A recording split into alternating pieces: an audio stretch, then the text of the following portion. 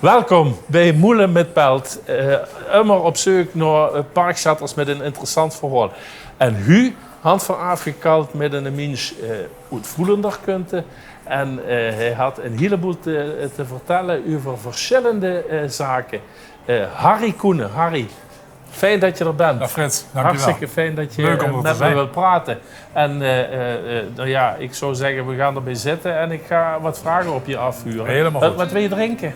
Spaarrood alsjeblieft. Spaatje rood. Loes, heb je een spaatje rood voor die man? Moelen met Pelt.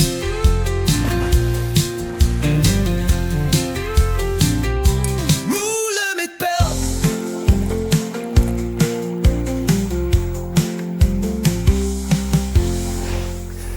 Harry Koenen, fijn dat je met me wil komen praten, want er is van alles te bespreken. Maar om te beginnen bij het begin, waar is het begonnen met Harry? Waar stond zijn wieg? Mijn wieg die heeft gestaan in, je zou het niet geloven, maar Maastricht. Daar ben ik geboren, ja. Eigenlijk, het grootste deel van mijn familie kwam uit Maastricht. Komt uit Maastricht. Alleen mijn moeder die was uit Haarlem. Ja, die trouwde met mijn vader, een Maastrichtenaar. En ja, daar heb ik 2 jaar gewoond. Dus als klein jochie verhuisd. Mijn vader zat bij de marine. Dus verhuisd naar Den Helder. Oké. En ja, dan komt er op een gegeven moment, toen ik denk een jaar of 4, 5 was, een echtscheiding. Mijn moeder die hertrouwde met de broer van mijn vader. Dus het bleef gelukkig wel Koenen heten. Hè? Maar, en toen zijn we verhuisd naar Haarlem. Omdat mijn moeder, haar ouders, mijn opa en oma, die hadden een soort tehuis voor geestelijk gehandicapten. En dat hebben zij overgenomen. En daar ben ik eigenlijk groot geworden. Oké. Tot mijn 14e ongeveer. Ja. Dus je hebt ook je lagere school en je middelbare school voor een gedeelte dan in Haarlem. Voor een heel klein gedeelte de middelbare school. Want het doel was om dat tehuis ooit een keer over te nemen als ik de verpleging had gedaan en de psychiatrie. Ja, en dat is er nooit van gekomen, omdat enerzijds wetgeving veranderde. Den Uyl wilde niet dat dat soort instellingen bleven bestaan. Dat moesten stichtingen worden. Nou ja, in ieder geval, ik ben op mijn 13e naar het jongenspensionaat in Blijerheide gekomen. Oké. En daar was dat was ook een beetje te wijten aan het feit dat ik voorwaardelijk overging. Dat kon toen nog, hè. En ja, mijn vader, dat was nogal een streber. En ja, goed, was mijn stiefvader dan, maar desalniettemin. Hij wilde wel dat ik studeerde. Ja, zij hadden dat tehuis en daar hadden ze zoveel werk aan dat ze natuurlijk niet altijd konden opletten of ik wel mijn huiswerk maakte. En ja, dat wist ik natuurlijk ook wel. En voetballen vond ik veel interessanter. Dus nou ja, toen ben ik naar het jongenspensionaat gegaan en daar was het eigenlijk voetballen en studeren. Meer deed je daar eigenlijk niet. Daar heb ik een hele leuke tijd gehad. Geen vervelende ervaringen? Nee, niet. Naderhand kwamen er allerlei geruchten en berichten. En daar heb ik eigenlijk zelf nooit geen weet van gehad. Ik heb daar een hele leuke tijd gehad op sportgebied. Rode JC kwam altijd bij ons over de vloer om te trainen. Omdat op Kaalhei niet getraind kon worden, want de velden werden ingezaaid. En op enig moment, dan spelen ze als dank daarvoor aan het begin van het seizoen een wedstrijd tegen ons schoolelftal. En na die wedstrijd mocht ik bij Hens Curver komen. Want ze wilden toch wel graag dat ik daar kwam voetballen. Nou, en ik als jochie van, wat was ik, 14 denk ik. Ja, ik droomde eigenlijk daarvan. En toen ben ik bij Roda gaan voetballen. Oké. Dat is zeg maar, na je korte oponthoud in Maastricht was dat ook zeg maar je comeback in het zuiden. Ja. En daar ben je dan ook niet meer weg geweest? Nee, ik ben hier terechtgekomen en ben nooit meer teruggegaan. Nee. Want de middelbare school dus, ja, dat hebben de broeders of de paters op Blijerheide, hebben je dat wel erin gestampt. Ja. En toen ben je gaan kiezen voor de zorg. Ja, omdat ik nog steeds in mijn hoofd had van ik wil de verpleegkunde gaan doen. Dat tehuis overnemen, dat was inmiddels ja, een beetje verlaten. Maar ik wilde toch wel de verpleging in. Dat was mijn doel in ieder geval van kleins af aan. Dus dat is erin gebleven. En na mijn middelbare school, ja, met het voetballen, was dat een tweestrijd. Roda, studeren, ja, dat ging niet samen. Toen ben ik naar Limburgia gegaan te voetballen. En ja, heb mijn studie in het ziekenhuis, daar ben ik begonnen als in de opleiding verpleegkundige. Oké, werk en leerproces. Juist, In, ja. Ja, hele mooie tijd. Ja, want ja, het voetballen komt al heel erg langs, maar ik denk dat we het daar beter dan later nog even over kunnen hebben. Even op die zorg even. Daar ben je dus ook in de zorg gaan werken na die opleiding. Ik heb 7 jaar in het ziekenhuis gewerkt en op een gegeven moment in Heerlen. Ik heb mijn opleiding hier in Heerlen in het toenmalige De Wever ziekenhuis gedaan. En ja, toen op een gegeven moment, ik ging de intensive care opleiding doen. Dat was de afgeleide van, ja, wat ga je doen? De psychiatrie, dat trok me niet zo. Dus ik ben de technische kant op gegaan. Nou, intensive care opleiding gedaan, een aantal jaar op de intensive care gewerkt, op de hartbewaking gewerkt. En ja, dan van het een komt het ander. Ik had nog op dat moment nog maar 1 droom, dat was de ambulance. Want dat vond ik geweldig. Ik had een vriend op de ambulancedienst en die, ja, daar kon ik... Iedere keer als hij een weekenddienst had, kon ik met hem meelopen. En dat vond ik geweldig. Nou, dus dat heb ik een paar jaar gedaan, totdat er een vacature kwam. In 1984. En toen ben ik overgestapt van het ziekenhuis naar de ambulancedienst van de GGD. Dat zijn ook echt zo'n gescheiden organisaties? Dat was niet een soort interne... Als je dat vergelijkt met het ziekenhuis, dat had niets qua organisatie niks met elkaar te maken. Nee. Dus ja, ook echt met loeiende sirenes door het zuiden gereden. Ik heb 10 jaar lang op de ambulance gewerkt als ambulanceverpleegkundige. En daar kom je heel veel dingen tegen. Leuke dingen, minder leuke dingen. Maar wel een hele mooie tijd. Ja. Toen waren de mensen nog niet agressief tegen hulpverleners? Nee, op zich is dat langzaam maar zeker gegroeid. Maar dat is met alles, hè, Frits. Ik bedoel, toen wij in die tijd een schietpartij meemaakten, dat was een unicum. Dat gebeurde nooit. Een steekpartij, zelden. Tegenwoordig is het ieder weekend prijs. Dus ja, dat verandert in algemene zin.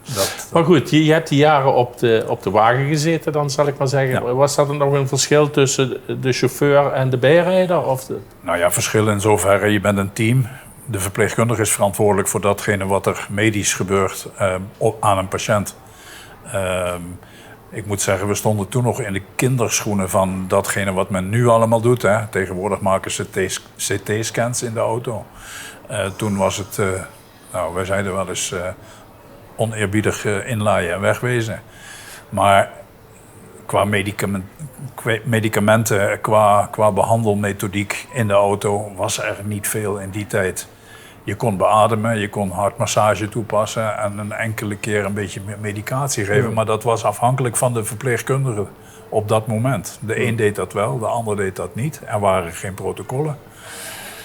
Nou ja, in die loop van die jaren heb ik daar samen met collega's natuurlijk wel aan bijgedragen dat de protocolering in de ambulancezorg van de grond kwam. En nu is alles eigenlijk via een vast stramien wordt behandeld. Ja. Op een gegeven moment word je baas van het spul. Ja, dat kwam op een gegeven moment. Ik werd waarnemend hoofd, ik werd kwaliteitscoördinator. En dat hield dan ook in de protocolering in de ambulancezorg.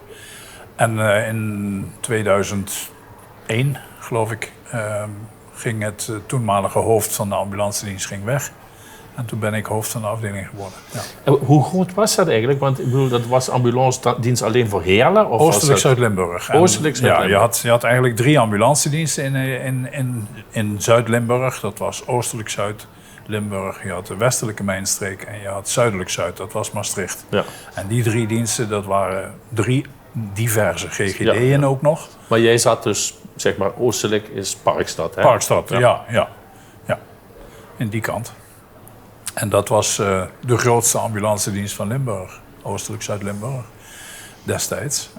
Voor een 300.000 inwoners. Ja. Dat is eigenlijk waar men nu, als het gaat om het ziekenhuis, voor strijdt. Diezelfde groepering mensen. Ja.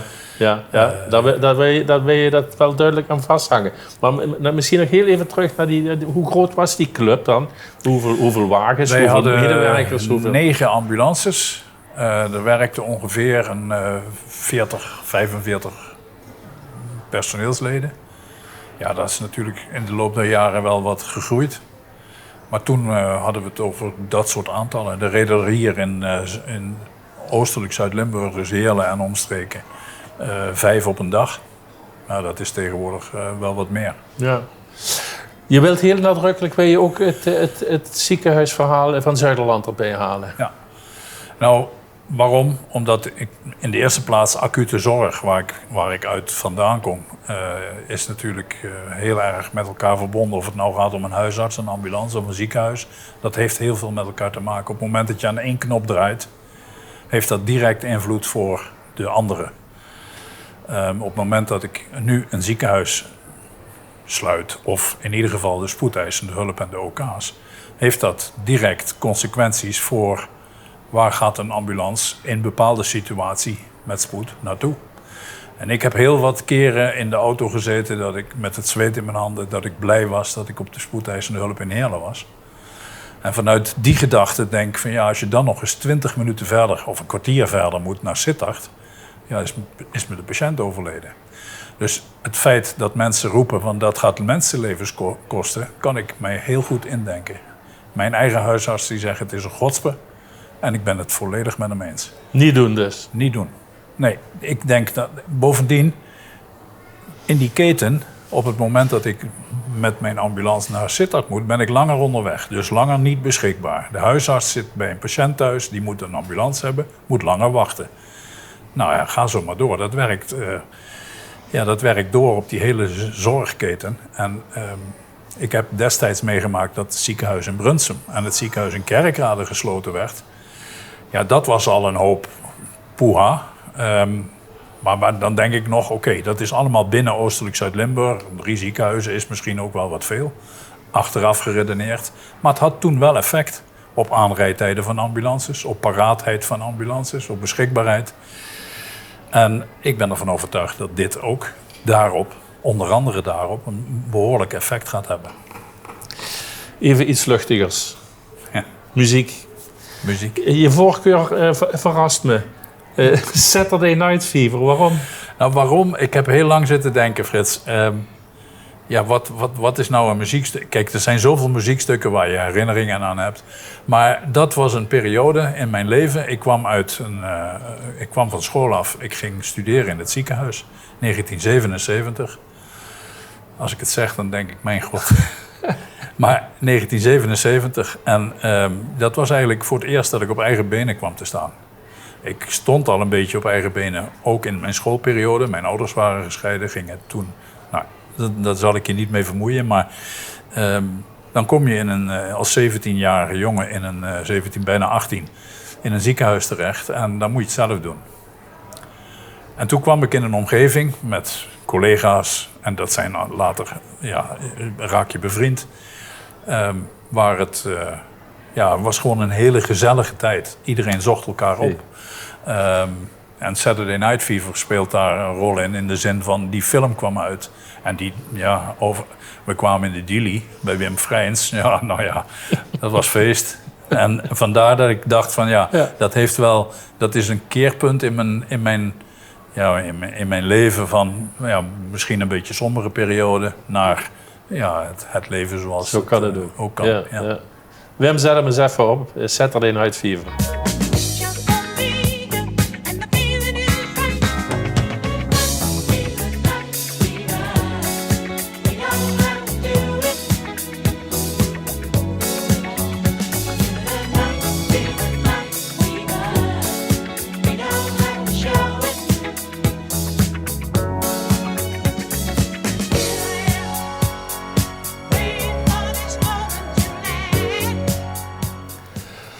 Nou Harry, we hebben al behoorlijk wat tijd gepraat over de gezondheidszorg en hoe die nog steeds op het hart ligt. Dus we moeten wel nog even een paar items even eruit pikken. Je hebt een rol in de politiek in Voerendaal. Je bent op een gegeven moment bij gemeenteraadslid geworden. Je bent actief geworden. Hoe is dat gegaan? In 2012 ben ik lid geworden van een lokale partij, Democraten Voerendaal. En nou ja, wat werkzaamheden in een commissie gedaan. Toen werd ik commissievoorzitter van de commissie Samenleving. En in 2016, als ik me niet vergis, ben ik in de raad terechtgekomen. 2018 waren verkiezingen. En ja, voordat je het weet, ben je wethouder.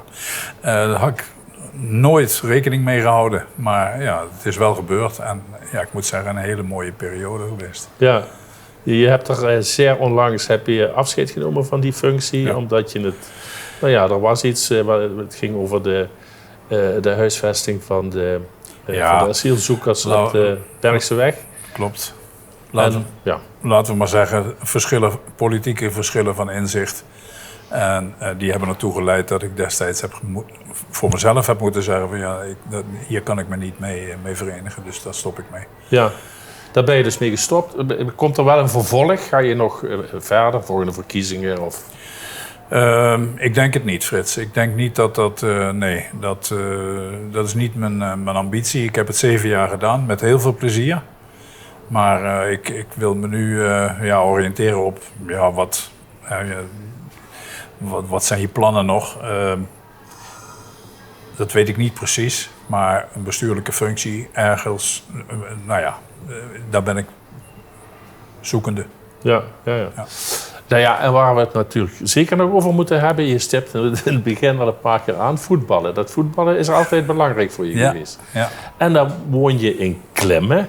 Mm-hmm. Daar had je vroeger nog wel dat voetbalveld wat zo gezellig bergaf ging, of was het nou bergop? Ja, dat is Klemmeranzaal. Maar je bent voorzitter bij Weltania in Heerlen. Ja. Hoe dat zo? Nou, ik vertelde je net dat ik bij Limburgia voetbalde. En op een gegeven moment, weet je, dan komt de studie, het reizen naar Brunsum, overgang van de jeugd, van de A-junioren richting senioren. Dat vergt het een en ander. En het was moeilijk te combineren met onregelmatige diensten en noem maar op. Nou, toen ben ik wat dichterbij gaan zoeken en toen kwam ik bij Welte terecht. Dus in de begin jaren 80 al ben ik daar gaan voetballen. En heb ik meestal op lagere teams, omdat je niet iedere zondag kon spelen enzovoort. Trainen, dat was ook niet altijd mogelijk. En in die tijd is nu ook nog belangrijk, maar destijds werd daar nog veel harder de hand aan gehouden. Dus ik ben gewoon op een wat lager niveau gaan acteren. En, wat was je positie? In het begin was ik spits. Later ben ik mid-mid geworden. Dus centrale middenvelder. Ja. Oké, goed. En ik liep veel te weinig volgens mijn collega's. Maar Cruijff zei altijd, als je moet sprinten ben je te laat vertrokken. Dus dat heb ik altijd in mijn hoofd gehouden. Ja. Maar goed, je hebt dus gevoetbald bij Weltania en je bent er blijven hangen. Je bent in het bestuur terechtgekomen. Een aantal jaren dat gaat vaak vanzelf. Ja, precies. Verkeerde moment je vinger opsteken. Ja, dat klopt. Ik was een paar jaar weg al bij Welte. Ik heb namelijk ook wat teams getraind. Ik had mijn trainersdiploma's. Ik heb bij Welte lang in de jeugd getraind. Dat heb ik daarna bij HBS en toen nog SV Heerlen gedaan. Met Joop Dacier samen heb ik toen de selectie getraind. En toen kreeg Willy Mares die was trainer bij Welte. En die kreeg op een training een hersenbloeding. En ja, die is eigenlijk daarna nooit meer goed te ouder geworden. Toen heeft men mij gevraagd, wil jij dat overnemen? Halverwege een seizoen destijds. En dat heb ik gedaan. Dus toen heb ik bij 3,5 jaar heb ik Welte getraind. En later ben ik ook nog Eikenerveld gaan trainen. Nou ja, een paar jaar weg geweest. En dan komt iemand op een tennistoernooi die zegt, zou jij niet wat willen doen? Enzovoort. Nou, zo komt het balletje aan het rollen. En, dus ik ben nu sinds, ik denk een jaar of 6, 7, voorzitter van Weltania. En Weltania is een ja, staat goed bekend, heeft genoeg leden, Is de is grootste- niet heel erg groot, maar toch een gezellige club. De grootste seniorenvereniging van Heerlen. Oké, We hebben 7 elftallen, plus een damesteam en 2 35-plus teams. Dus dat is een behoorlijke club. We hebben meer dan 400 leden op dit moment. zo. Dus ja, dat is de laatste jaren echt gestaag gegroeid. Mijn verontschuldigingen aan Nee. jou en heel Welt dat ik zo ernaast zit. Nou Harry, fijn om met je gepraat te hebben. Bedankt voor alle wijsheden. Sluit af met een uiltje. Heb je misschien nog een boodschap voor de kijkers thuis? Nou, een algemene boodschap. Streef je doelen na. Werk er hard voor. En dan komt het allemaal goed. Doen we het voor. Gezondheid. Gezondheid. Angerwerk bij Moelen met Pelt. De laatste Duitsers vertrokken er ook. Weet je goed, die komen uit die velden, stoken de hele baan over. Dan houden op afzieken met hun niet al, dan gingen ze nog strijdhagen, gingen ze vechten. Dus wat dat geeft, had ik wel dingen metgemaakt.